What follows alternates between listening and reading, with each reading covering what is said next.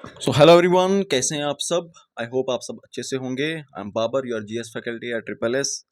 तो हमने जो सीरीज शुरू की है उसको आगे कंटिन्यू कर रहे हैं।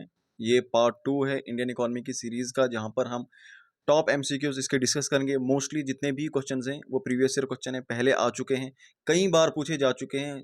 इनके आगे भी आने के चांसेस काफ़ी हाई हैं और इनके आसपास से ही क्वेश्चंस आते हैं, क्योंकि मैं टॉपिक इस तरह से डिज़ाइन कर रहा हूँ। जैसे नेशनल इनकम से कल क्वेश्चन पूछे थे मैंने, तो उसके आसपास से ही फिर आपको भी पढ़ना है कि इसके आसपास से ही क्वेश्चन जो है वो पूछे जाते हैं। ओके, तो एक आइडिया जैसा लग जाएगा आपको कि किस तरह से क्वेश्चन आते हैं, किस तरह से क्वेश्चन पूछे जा सकते हैं, जिससे आपकी प्रिपरेशन जो है थोड़ी और ज़्यादा वो एलॉबरेट हो जाएगी। तो कोशिश करें इस वीडियो को, क्योंकि हम प्रीमियर पे लगाते हैं, तो अपनी तरफ से कोशिश करें नीचे लाइव चैट जो चल रही होती है वहाँ पे बाकी बच्चों के साथ जवाब दें। अगर जवाब नहीं दे सकते तो एटलीस्ट उनके साथ बैठकर देख लें वो किस तरह से जवाब देते हैं। तो इससे आपको पता लगेगा that we are you are standing. Okay, बाकी बच्चे कहाँ स्टैंड कर रहे हैं और आप कहाँ स्टैंड कर रहे हो। आई बात समझ। और जल्दबाजी में जवाब नहीं दिया करो, थोड़ा पेशेंस के साथ दिया करो। कुछ क्वेश्चन ट्रिकी होते हैं, थोड़ा जल्दी जवाब दे देते हो, जवाब गलत हो जाता है। एग्जाम में ये जल्दबाजी नहीं चलती। आई बात समझ। तो कल हमने ऑलमोस्ट 13 क्वेश्चन डिस्कस किए थे, 13 तक किए थे। बेसिकली वो 20 थे, क्योंकि उसके अंदर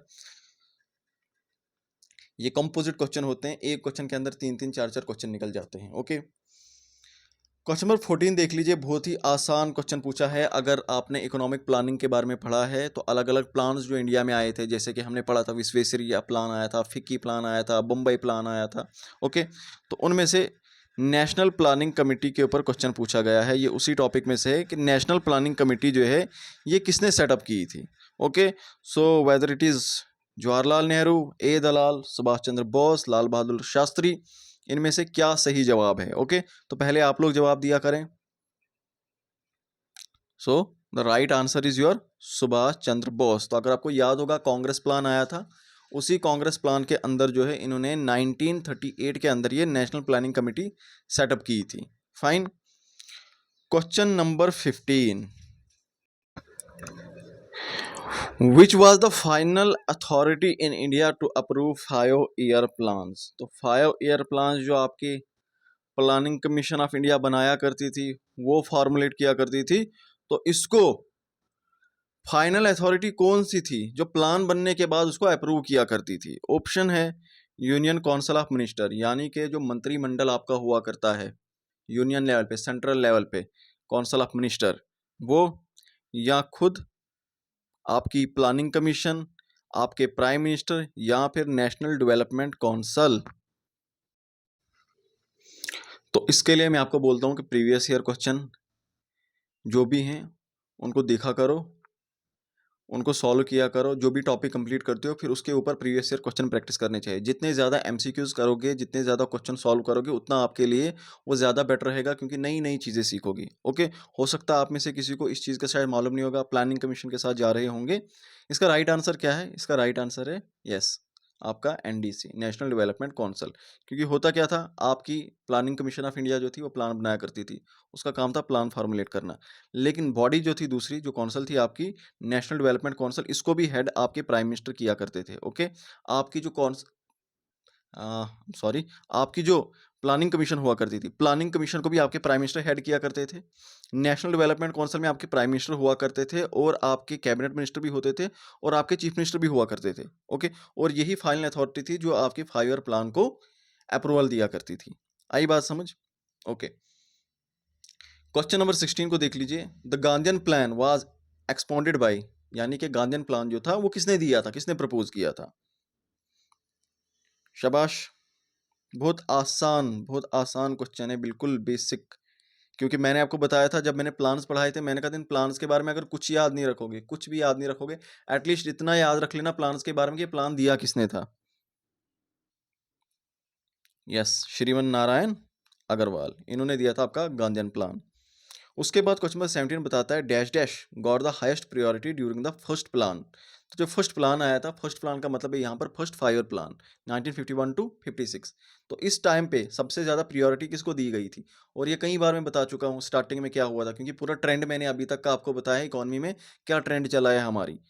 तो शाबाश, शाबाश, वेरी नाइस। यस, फोकस किया था हमने एग्रीकल्चर के ऊपर, सबसे ज़्यादा प्रायोरिटी किस पे दी थी, एग्रीकल्चर के ऊपर।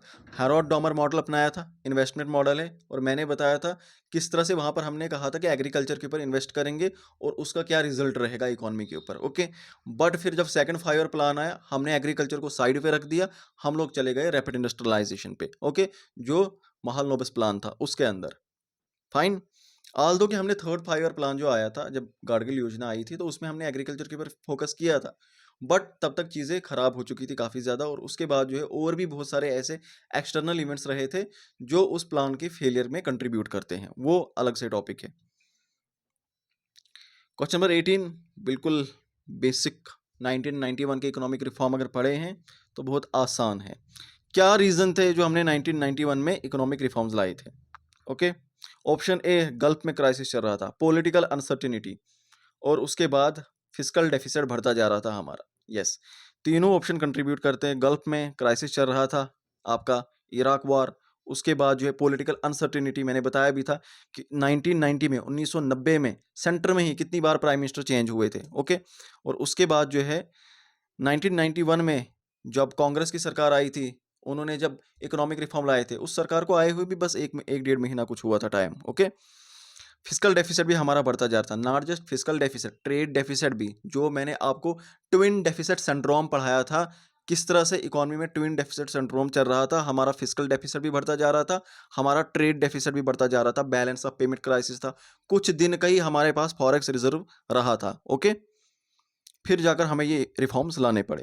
Question number 19, which of the following policy help in integrating domestic economy को पूरी, लिबरलाइजेशन, ग्लोबलाइजेशन, प्राइवेटाइजेशन, या फिर ऑल ऑफ द अबो, या फिर इन सारे फैक्टर्स ने ये काम किया था कि हमारी डोमेस्टिक इकोनॉमी को वर्ल्ड इकोनॉमी के साथ जोड़ा था तब? शाबाश, सोचकर जवाब दीजिए। ग्लोबलाइजेशन।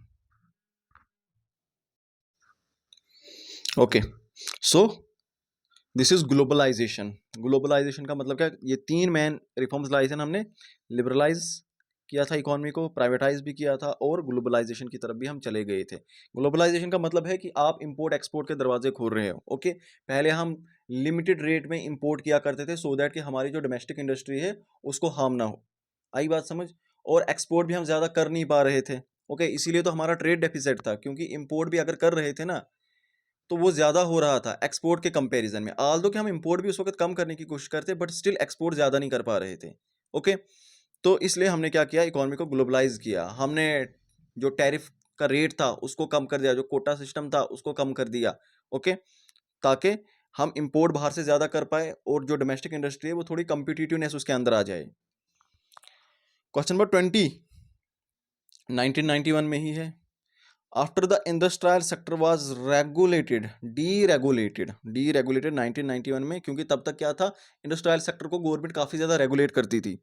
तो जब 1991 के बाद डीरेगुलेट किया, तो बहुत सारे products and small scale industries, इनको क्या किया गया था, इनके साथ क्या किया गया था, इनको डी रिजर्व किया गया था या रिजर्व किया गया था, या दोनों ही चेंजेस लाए गए थे, या इनमें से कोई भी चेंज नहीं? शाबाश, D reserve, D reserve. Okay, सीधे सीधे वर्ड पड़ा हुआ, लाइन पड़ी हुई है लिबरलाइजेशन के प्रोसेस के अंदर कि इंडस्ट्रीज को डी रिजर्व किया गया था। पहले क्या होता था, बहुत सारी चीज़ें ऐसी थी जो सिर्फ सरकार बना सकती थी, कंप्लीट रिजर्व करके रखा था कि ये सिर्फ सरकार की मोनोपोली है, सरकार बनाएगी, प्राइवेट प्लेयर यहाँ पे नहीं आ सकते। लेकिन बाद में क्या कर दिया गया था, डी रिजर्व किया गया था, प्राइवेट प्लेयर्स की एंट्री को भी अलो किया था। Okay, question number 21 composite question है, एक क्वेश्चन में चार चीजें निकल रही हैं। Okay, consider the following statement about liberalisation of 1991, 1991 की लिबरलाइजेशन के ऊपर है, क्या हुआ था? स्टेटमेंट ए है, it increased supply in the market, it increased supply in the market. चलो पहले आप लोग जवाब दो, जवाब दो, मैं तब तक क्वेश्चन पढ़ता हूँ। सप्लाई बढ़ाई मार्केट में, रुपी 22% तक जो है, क्योंकि एक्सपोर्ट्स बढ़ाने थे, इसको डेप्रिसिएट किया गया। उसके बाद एसएलआर को रिड्यूस किया गया ताकि मार्केट में लिक्विडिटी इंजेक्ट की जा सके, और उसके बाद टैरिफ रेट जो है वो भी रिड्यूस किया गया।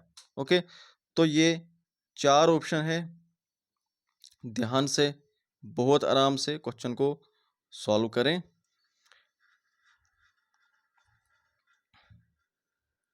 शाबाश, सब लोग जवाब दीजिए।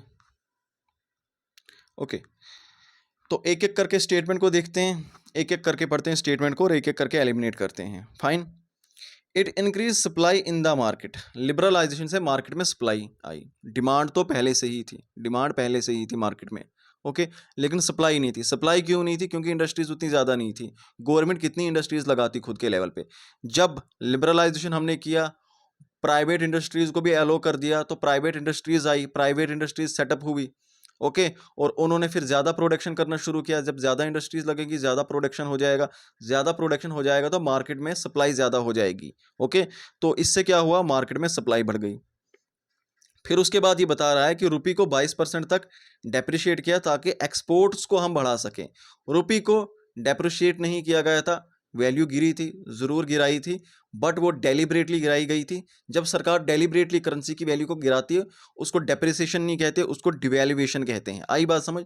तो दो चीज़ें हैं, एक डेप्रिसिएशन होता है, एक होता है डिवैल्यूएशन।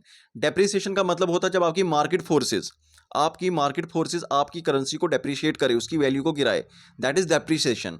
लेकिन जब सरकार जानबूझकर करेंसी की वैल्यू को गिराती है, उसको बोलते हैं डिवैल्यूएशन। और ऐसा सरकार किस लिए करती है? ताकि उनके एक्सपोर्ट्स बढ़ सके और इंपोर्ट कम हो सके, ओके। अब इससे इंपोर्ट कैसे बढ़ते हैं, एक्सपोर्ट कैसे कम होते हैं, वो यहाँ पे पढ़ाने का टॉपिक नहीं है, कोर्स में बहुत अच्छे से करवा चुका हूँ मैं, ओके। कहानी लंबी हो जाएगी। एसएलआर को रिड्यूस कर दिया गया था ताकि मार्केट में लिक्विडिटी इंक्रीज हो सके। क्या? मार्केट में लिक्विडिटी इंक्रीज हो सके। तो वहां पे भी मैंने आपको पढ़ाया था एसएलआर सीआरआर के बारे में। एसएलआर और सीआरआर का लिक्विडिटी के साथ इनवर्स रिलेशन होता है। कैसा इनवर्स रिलेशन? अगर आप एसएलआर को या सीआरआर को कम करोगे, जितना कम करोगे मार्केट में लिक्विडिटी ज्यादा हो जाएगी। अगर एसएलआर को सीआरआर को बढ़ाया जाएगा, मार्केट में लिक्विडिटी कम हो जाएगी, ओके। तो एसएलआर को रिड्यूस किया गया था ताकि लिक्विडिटी इंक्रीज हो सके। जब लिक्विडिटी इंक्रीज हो जाएगी, लोगों के पास पैसा आ जाएगा, वो खर्चा कर पाएंगे, ओके। तो ये भी था, ये बिल्कुल सही स्टेटमेंट है। दूसरी स्टेटमेंट आपकी गलत है, ओके। तीसरी स्टेटमेंट ठीक है। Tariff rate was also reduce. बिल्कुल, टैरिफ रेट्स को कम किया गया था। वो किस लिए कम किया गया था? टैरिफ बेसिकली क्या होता है? जब बाहर की कंट्री, बाहर का कोई इंडस्ट्रियलिस्ट, मानो अमेरिका की कोई चीज आपके देश में बिकने के लिए आ रही है, आप उसके ऊपर कुछ टैक्स लगा रहे हो, इसको बोलते हैं टैरिफ। उस टैक्स को क्या बोलते हैं? टैरिफ बोलते हैं। उस रेट को हमने कम किया। वो रेट हमने कम क्यों किया? ताकि बाहर से इंपोर्ट, जो पहले कम हो रहा था, इंपोर्ट ज्यादा हो सके। इंपोर्ट ज्यादा किस लिए करवाना था? ताकि जो डोमेस्टिक इंडस्ट्रीज हैं, डोमेस्टिक इंडस्ट्रीज को कंपिटिटिवनेस फेस करनी पड़े, वो थोड़े कंपटीशन में आए। आई बात समझ? तो इसलिए हमने क्या किया? हमने टैरिफ रेट को कम किया। ये भी ठीक है। चार स्टेटमेंट है, चार स्टेटमेंट में से सिर्फ आपकी जो दूसरी स्टेटमेंट है ये गलत है। हमसे पूछा गया है इनकरेक्ट। क्या पूछा है? इनकरेक्ट कौन सी है? तो ऑप्शन बी, सिर्फ बी स्टेटमेंट आपकी इनकरेक्ट है। तो option B is the right answer. Clear? तो कंपैक्ट क्वेश्चंस का, ये जो कंपाउंड क्वेश्चन होते हैं, इनका यही फायदा होता है। ऑल्दो जेकेएसएसबी बहुत कम इस तरह से क्वेश्चन पूछती है, बट द थिंग इज, ऐसे क्वेश्चन मैं इसलिए डिजाइन करता हूं क्योंकि ऐसे क्वेश्चन में आपको मल्टीपल इंफॉर्मेशन मिलती है, okay. Question number 22, I think ये सब इंस्पेक्टर के ही एग्जाम में आया था, मुझे याद नहीं आ रहा, बट जेकेएसएसबी का ही कोई एग्जाम है। Which of the following option include machinery, work plants, equipments, new technology, factories, buildings and goods that are designed to increase the economy's productive potential। यानी कि क्वेश्चन ये बोल रहा है, इकोनॉमी का प्रोडक्टिव पोटेंशियल बढ़ाने के लिए जो हम मशीनरी, इक्विपमेंट्स, टूल्स, फैक्ट्रीज, इन चीज़ों का इस्तेमाल करते हैं, ये किस कैटेगरी में आती है? तो टाइप ऑफ कैपिटल पे क्वेश्चन पूछा गया है। टाइप्स ऑफ कैपिटल मैंने बहुत डिटेल में पढ़ाया है। कैपिटल क्या होता है, कैपिटल की क्या क्या टाइप्स होती हैं, वर्किंग कैपिटल, फिक्स्ड कैपिटल, हर तरह की कैपिटल जो है ये मैंने आपको पढ़ाई है, ओके। तो इसका राइट आंसर क्या है? बहुत ही आसान क्वेश्चन है। आपका क्या आ जाएगा? आपका फिक्स्ड कैपिटल आ जाएगा, ओके। तो फिक्स्ड कैपिटल वो कैपिटल होती है जो क्या होती है? जो लॉन्ग टर्म एसेट होते हैं, आपके लॉन्ग टर्म एसेट होते हैं। मैंने आपको एक ही एग्जांपल दी थी, मैंने कहा था आपकी फैक्ट्री है, फैक्ट्री में आप माल, आपका अपना ट्रक है, उस ट्रक में माल चढ़ाते हो मार्केट में बेचने के लिए। अब वो जो ट्रक है, वो ट्रक कई सालों तक चलेगा, कई सालों तक आपका साथ देगा, वो भी आपका कैपिटल है, वो भी आपका कैपिटल है, ओके, आपका एसेट है। वो ट्रक कौन सा कैपिटल आ जाएगा? वो फिक्स्ड कैपिटल आ जाएगा, क्योंकि वो लॉन्ग टर्म के लिए। लेकिन उसमें जो पेट्रोल रोज रोज पड़ रहा है ना, रोज रोज आपको पेट्रोल डालना पड़ता है, वो भी तो कैपिटल है। रोज रोज जो पेट्रोल डालना पड़ता है वो वर्किंग कैपिटल में चला जाएगा। इलेक्ट्रिसिटी जो रोज रोज आपको इस्तेमाल करनी पड़ती है वो वर्किंग कैपिटल में चली जाएगी। लेकिन फैक्ट्री जो है आपकी, जिस बिल्डिंग के अंदर आपकी फैक्ट्री है, जो उसके अंदर मशीन्स लगी हुई है, जो उसके अंदर अलग अलग इक्विपमेंट्स लगे हुए हैं, वो किस में आ जाएगा, वो आपका फिक्स्ड कैपिटल में आएगा। Okay, question number 23, question number 23। Okay, अगर ये क्वेश्चन सॉल्व किया, ये मैंने डाले हैं क्वेश्चन नंबर 23, 24, 25, अगर ये क्वेश्चन आप लोगों ने सॉल्व कर लिए तो बस आप समझो आपने इकोनॉमी पे महारत कर ली है, आपको टेंशन लेने की ज़रूरत नहीं है। ओके, चलो क्वेश्चन नंबर 23 में पढ़ रहा हूँ। अदर थिंग्स रिमेन्स अनचेंज्ड, इसको छोड़ ही दो, जब अनचेंज्ड है तो छोड़ दो। ये बता रहा है market demand of a good increases, market में किसी चीज़ की डिमांड उठानी है। अब वो डिमांड कैसे उठेगी? पहली स्टेटमेंट बता रहा price of it's substitute increase, अगर उसका, उस गुड का जो सब्सटीट्यूट है, अगर उसकी प्राइस बढ़ गई। सब्सटीट्यूट गुड क्या होते हैं? एक की जगह दूसरा, अगर चाय नहीं तो कॉफ़ी पियोगे। ओके, तो मुझे बता, अगर कॉफ़ी महंगी हो गई, कॉफ़ी महंगी हो गई तो चाय पियोगे, चाय की डिमांड उठेगी ना, तो बिल्कुल चाय की डिमांड उठेगी, पहली स्टेटमेंट ठीक है। फिर उसके बाद बता रहा price of its complement increase, उस गुड का जो कॉम्प्लीमेंट है, कॉम्प्लीमेंट्री गुड, कॉम्प्लीमेंट्री होती है जो एक साथ चलते हैं। जैसे बाइक है तो बाइक के साथ उसका कॉम्प्लीमेंट्री गुड आ जाएगा पेट्रोल। आई बात समझ? तो अगर पेट्रोल महंगा हो गया, हम क्या बोलेंगे, अभी पेट्रोल महंगा है, बाइक बाद में खरीदेंगे। आई बात समझ? तो पेट्रोल अगर महंगा हो गया, बाइक की डिमांड क्या हो जाएगी? बाइक की डिमांड कम हो जाएगी। ओके, तो यहाँ पे बोला है क्या डिमांड इंक्रीज करनी है, तो इस केस में इंक्रीज नहीं होगी। ओके, फिर बता रहा है कि जो गुड है वो एक इन्फीरियर गुड है एंड इनकम कंज्यूमर की इंक्रीज हुई, आपकी इनकम इंक्रीज हुई। तो जब आपकी इनकम इंक्रीज होगी तो जो इन्फीरियर गुड है, इन्फीरियर गुड, क्या उसकी डिमांड बढ़ेगी? नहीं। इन्फीरियर गुड क्या है? मैंने आपको एग्जांपल दी थी, आप पहले मोटे चावल खाते थे, जब आपकी इनकम बढ़ेगी, इनकम, आप क्या कहोगे? आप बासमती चावल खाओगे। तो जो इन्फीरियर गुड है उसकी डिमांड क्या हो जाती है? उसकी डिमांड कम हो जाती है, तो यहाँ पे भी डिमांड नहीं बढ़ेगी, तीसरी स्टेटमेंट भी गलत। उसके बाद बता रहा है इट्स प्राइस फॉल, अगर प्राइस, अगर जो भी गुड है, ठीक है ना, market demand for a good might increase if it's price fall, अगर प्राइस कम हो गई डिमांड बढ़ेगी ना। पहले महंगा मिल रहा था, डिमांड ज़्यादा नहीं था, अब सस्ता हो गया तो लोग ज़्यादा डिमांड करेंगे, ये बिल्कुल ठीक है। तो पहला और चौथा आपका ठीक है, ऑप्शन ए आपका सही जवाब होगा। आई बात समझ? आई बात समझ? कॉम्पैक्ट क्वेश्चन का यही फायदा होता है कि बहुत सारे कॉन्सेप्ट क्लियर हो जाते हैं। देखो, सब्स्टिट्यूट गुड का भी पता लग गया, कॉम्प्लीमेंट्री गुड्स का भी पता लग गया, इन्फीरियर गुड्स का भी पता लग गया। आई बात समझ? Question number 24, consider the following statements, ये भी आपके गुड्स के ही ऊपर है। The demand for inferior goods decline with income increase, अभी मैंने बताया, बता रहा है कि जो डिमांड है ना इन्फीरियर गुड्स की, वो डिक्लाइन होती है, वो कम होती है जब आपकी इनकम बढ़ती है। बिल्कुल, जब आपकी इनकम बढ़ेगी तो जो इन्फीरियर गुड्स हैं, इन्फीरियर गुड्स हैं, इन्फीरियर गुड्स का मतलब क्या है? इन्फीरियर गुड्स का मतलब अभी एग्जांपल दी ना मैंने, जैसे मोटे चावल थे, आप बासमती चावल खाओगे।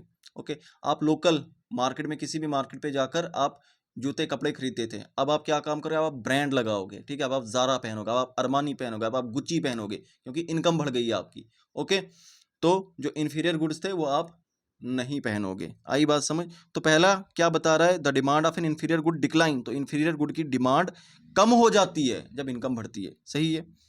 Veblen goods high quality goods हैं, बिल्कुल ठीक, Veblen goods high quality good है, जिनकी डिमांड डिक्रीज होती है जब प्राइस इंक्रीज होती है। मैंने बताया था वेबलन गुड अजीब तरह के गुड्स हैं कि जब इनकी प्राइस बढ़ती है ना, प्राइस बढ़ती है यानी और महंगे होते हैं, तो लोग इनको और ज़्यादा खरीदते हैं, डिमांड कम नहीं होती, डिमांड डिक्रीज नहीं होती, डिमांड क्या होती है? डिमांड इनकी और इंक्रीज होती है, क्योंकि ये क्या होते हैं? ये वो गुड्स होते हैं जो लोग सोसाइटी में अपना स्टेटस शो करने के लिए दिखाते हैं। ओके, लैम्बोर्गिनी, फरारी, रोलेक्स की वॉच, ये सारी चीज़ें जो हाईली ब्रांडेड चीज़ें हैं दुनिया के अंदर, लोग क्या काम करते हैं? सोसाइटी में शो ऑफ करने के लिए, अपना स्टेटस दिखाने के लिए लक्जरियस चीज़ें पहनते हैं। तो वो चीज़ जितनी ज़्यादा महंगी होगी फिर वो पार्टी में पहनकर जाएंगे। रोलेक्स का नया मॉडल आया है, जानबूझकर बाजू को, अपनी टी शर्ट को ऊपर करेगा, बल्कि हाफ पहन के जाएगा दिखाने के लिए। ओके, तो ये होते हैं वेबलन गुड्स, जितनी ज़्यादा प्राइस बढ़ेगी लोग और ज़्यादा पहले ही एडवांस में ऑर्डर करके रख देंगे। ओके, उसके बाद demand for Giffen goods increases even when price rises. ये भी जब प्राइस आपके बढ़ते हैं इनकी डिमांड भी क्या होती है, इनकी डिमांड भी इंक्रीज होती है। ओके, ये बिल्कुल सही है, क्योंकि गिफिन गुड्स आपके क्या होते हैं, बेचारे गरीबों के गुड्स होते हैं। मैंने आपको एग्जांपल दी थी, मान लो आलू है, एक गरीब है बेचारा, वो आलू खाता है, हफ्ते में 7 दिन वो आलू ही खाता है। ओके, अब जब आलू महंगे हो गए, उसको पता चला आलू महंगे हो गए, पहले 20 रुपये केजी मिल रहे थे, अब 22 रुपये केजी हो गए।